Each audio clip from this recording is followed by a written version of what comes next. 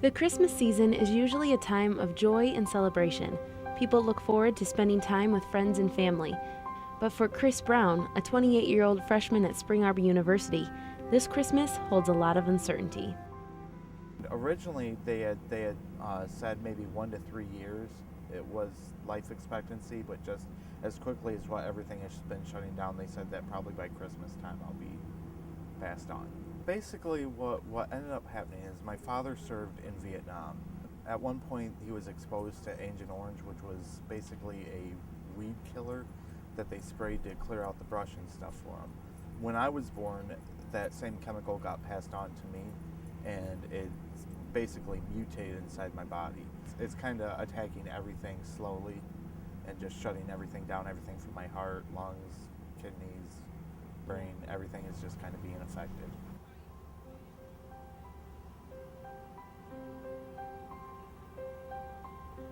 A lot of it was shock at first. I mean, sitting there and hearing somebody tell you that you're going to die, it's not necessarily the easiest news to receive.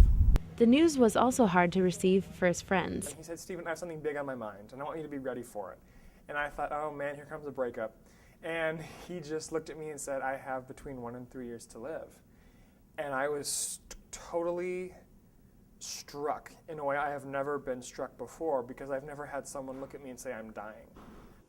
Due to Chris's condition, he has to take a lot of pills and deal with the constant pain. There are certain days that are much worse than others. I mean, there are days where I cannot even get out of bed. I spend hours on end just crying and in tears because it hurts. As far as like some of the medications and stuff that I still take, I'm on blood thinners, and so I have to go get my blood drawn every week, sometimes twice a week. A lot of doctor's appointments, specialists, stuff like that fills up a lot of my time. I'm not a good pill taker.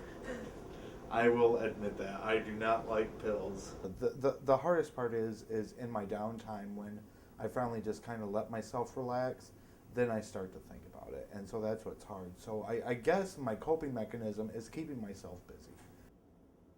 When Chris is not at doctor's appointments and taking medicine, he does his best to live a normal life. Well, outside of classes, I guess like any other student here, study, spend time with friends, worry about how I'm going to write a 4-page paper on a subject that I can think of 3 words to describe. Spend time around my house, just taking care of the things I need to take care of. Just everyday things. For Chris, his faith has also been an important part in his view of his condition. And I think my favorite verse in the Bible is, "It came to pass." It's short, but I keep thinking, I guess that's my life philosophy. You know what? So I'm having a bad day. It'll pass. Having a bad year, it'll pass. Having a good year, believe me, that one will pass. Due to Chris's condition, many people find themselves asking, why does he keep going to school? I started to think about it. It's like, wow, I really could. I could go do anything I absolutely wanted to. And then I started thinking, it's like, but that's like admitting defeat, and I'm not willing to do that. I mean, okay, sure. So they're telling me that probably in 45 days I'm going to be dead. That's all right. That gives me 45 days to keep doing what I know I'm supposed to be doing. I guess I just want people to look at me when I'm gone and go, you know what? There's a guy that in the midst of all circumstances still smiled and still carried on.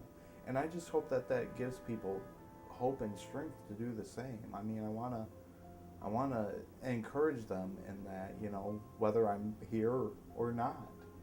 Although Chris doesn't have much time left, he still lives each day to the fullest. I'm Christina Risky for Spring Arbor University News.